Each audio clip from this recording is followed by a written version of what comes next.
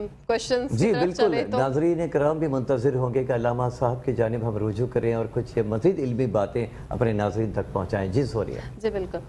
علامہ صاحب جیسے کہ میری نالج میں ہے جو روزہ ہے ایسی عبادت بہت قدیم ہے، تو یہ بتائیے یہ کتنی قدیم عبادت ہے، اور یہ بھی بتائیے گا کہ مسلمانوں کے لیے اس میں کتنی آسانیاں رکھی گئی، کیونکہ یہ تو روزہ ہم سے پہلے قومیں بھی رکھ رہی تھیں. یہ یعنی بہت اچھا سوال آپ نے کیا.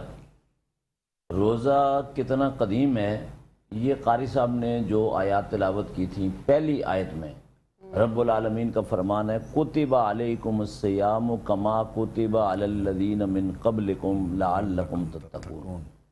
آپ پر رمضان المبارک کے روزے فرض کیے گئے جیسا کہ پہلی امتوں پہ فرض تھے.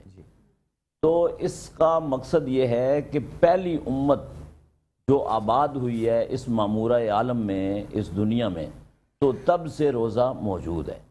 حضرت آدم علیہ السلام سے آپ کی پہلی امت حضرت آدم علیہ السلام کی ہے، وہاں سے روزہ موجود ہے ایک عبادت کے طور پہ. اور حضرت داؤد علیہ السلام کے روزے کے متعلق احادیث میں موجود ہے صوم داؤدی. رسول اکرم صلی اللہ علیہ وسلم کے سامنے ایک صحابی نے اظہار کیا تھا اس بات کا، جب اس نے ام المومنین حضرت عائشہ رضی اللہ تعالیٰ عنہ سے سوال کیا تھا کہ آپ صلی اللہ علیہ وسلم کے روزے کی کیفیت کیا ہے، تو انہوں نے فرمایا کہ روزہ رکھتے بھی ہیں اور افطار بھی کرتے ہیں. تو صحابی نے یہ سوچا کہ حضور اکرم صلی اللہ علیہ وسلم تو معصوم عن الخطا ہیں، اور آپ کا جو مرتبہ مقام وہ تو اتنا بلند و بالا ہے اللہ کے ہاں کہ ہم سوچ بھی نہیں سکتے. مقام محمود آپ کے لیے ہے. بے شک. تو انہوں نے کہا کہ میں ایسا کروں گا کہ ہمیشہ روزہ رکھوں گا. تو آپ صلی اللہ علیہ وسلم نے ان کو منع فرمایا آپ نے رسول سے آگے نہیں جانا، یعنی زیادہ سے زیادہ وہاں تک آپ نے جانا ہے جو کہ رسول اکرم صلی اللہ علیہ وسلم کا عمل ہے. اور آپ نے یہ فرمایا کہ صوم داؤدی رکھو. حضرت داؤد علیہ السلام ایک دن روزہ رکھتے تھے اور ایک دن افطار کرتے تھے. اور پھر یعنی جو تعداد ہے روزوں کی، اس سے پہلے ہر مہینے کے 3 روزے تھے جس کو ایام بیز کہا جاتا ہے. یعنی چاند کے حساب سے 13 14 15 پہلی امتوں پر یہ روزے تھے، تو یہ 12 مہینے کے 36 روزے بنتے ہیں. تو اس میں اللہ تعالیٰ نے یہ اس امت کے لیے آسانی کی کہ روزے 29 یا 30 کر دیے. الحمدللہ. اب جو ٹائم ہے، یعنی پہلے کتنے ٹائم کا روزہ تھا اور آج کتنے ٹائم کا روزہ ہے، یہ بھی قرآن مجید میں جو آیات تلاوت کی گئیں اس کے بعد جو آیات ہیں ان میں یہ ذکر ہے کہ کلوا واشربوا حتی یتبین لکم الخیط الابیض من الخیط الاسود، کہ آپ کھاؤ اور پیو جب تک سفید دھاگا سیاہ دھاگے سے الگ نظر نہ آئے. یعنی پہلے روزہ جو تھا وہ 24 گھنٹے کا تھا. اچھا. اور اس کے بعد رسول اکرم صلی اللہ علیہ وسلم پر یہ آیت نازل ہوئی.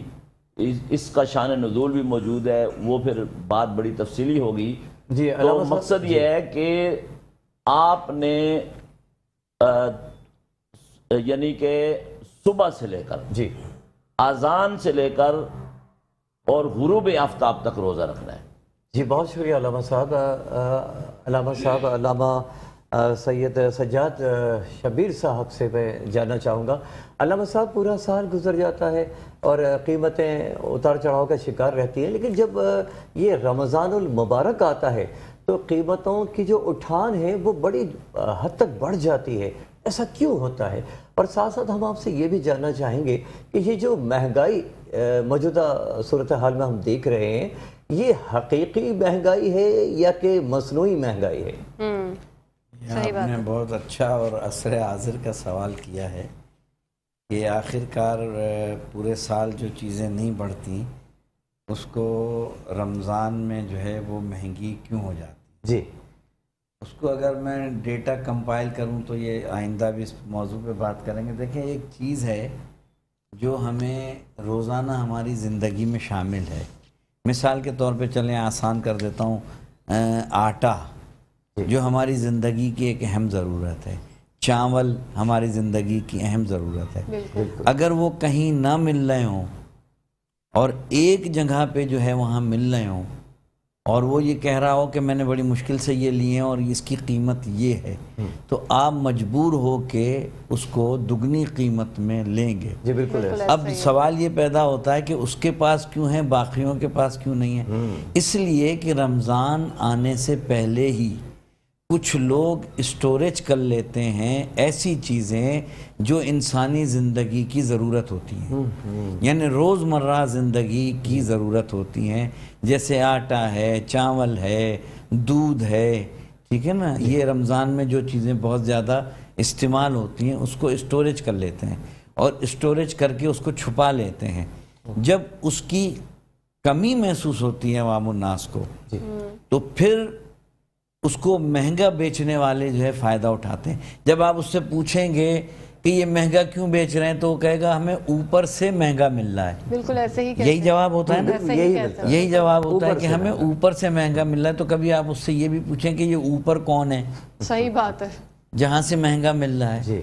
तो ये पूरी एक चेन चली हुई आती है माशरे में कि जो कि रमज़ान के महीने में उन चीज़ों को जो इंसानी ज़िंदगी की, अच्छा अमीर आदमी तो उसको अफोर्ड कर लेता है, मगर मुतवस्सित तबके का आदमी जो होता है ना, जो सफ़ेद पोश आदमी होता है, वो उसकी चक्की में जो है वो पिस जाता है। अच्छा यहाँ मैं आपके नूर सैर चैनल के नशरियात के और मेट्रो टीवी की तवस्सुत से और आपकी तवस्सुत से ये बात भी ज़रूर करूँगा कि जो स्टोरेज करता है जी वो कोई कमज़ोर आदमी नहीं होता। अच्छा, इसलिए कि अगर कमज़ोर हो तो रियासत उसको पकड़ ले। बिल्कुल। अलामा साहब माज़रत के साथ कि ये हम बाद में बात कंटिन्यू करते हैं, असर हमें ब्रेक पर जी जाना है। एक हमें ब्रेक पर जाना है अलामा साहब, इस बात को कंटिन्यू करके नाज़रीन कराम यहाँ लेते हैं एक ब्रेक के बाद वापस हाज़िर खिदमत होंगे, हमारे साथ रहिएगा। आप देख रहे हैं मेट्रोवन चैनल पर, जो कि AY मार्केटिंग के ताबुन से पेश की जा रही है। AY मार्केटिंग और मेट्रोवन न्यूज़ के ताबुन से ये नशरियात खुसूसी हमारी नूर सहर आप तक पहुँचाई जा रही है, इसमें हमारा साथ दीजिएगा। वेलकम बैक टू नूर सहर। जी सर, आपने वेलकम तो किया है, लेकिन वेलकम जब हम हुए नाज़रीन कराम तो वक्फे पर जाने से पहले सोनिया हम अल्लामा साहब से ये जानना चाहते थे, अल्लामा सज्जाद शबीर साहब से महंगाई के हवाले से गुफ्तगू जारी थी। नहीं अजहर, पहले हमारा एक सेगमेंट है, माज़रत आपकी कता कलामी के लिए। पहले हम जो जा रहे हैं वो अपने नेक्स्ट सेगमेंट की तरफ, जो है इल्म आगाही। इसके बाद हम जो है अल्लामा साहब से अपनी गुफ्तगू को कंप्लीट करें। अच्छा, इस तरह से अल्लामा साहब को भी थोड़ा आराम मिल जाएगा। हाँ बिल्कुल।